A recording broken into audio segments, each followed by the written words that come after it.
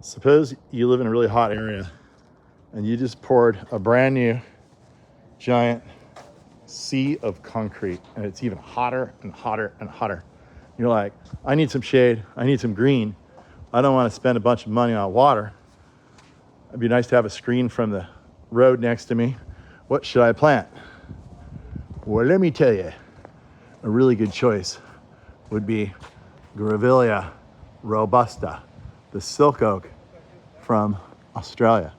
Now, you'll have to believe me when I say it makes a beautiful yellow flower, because right now it's not in flower. But look at how pretty the foliage is on this tree.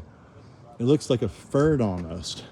Look at this, it's dark green, it's silvery underneath, so it has a real interesting multicolor to it, but it mostly just looks super, super lush, and it's absolutely like rock hard, drought tolerant.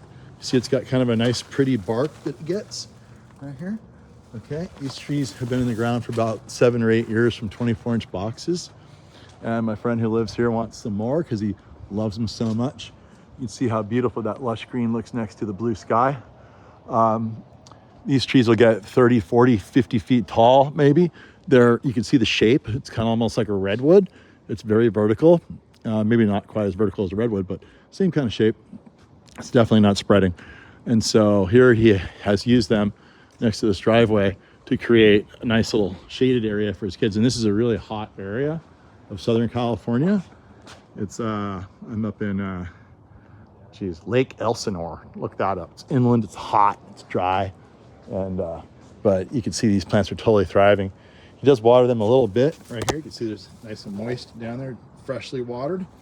But at this point in their lives, you could just withdraw the watering from them entirely, and they will do totally fine. So what else can I say? The flowers are extremely beautiful yellow.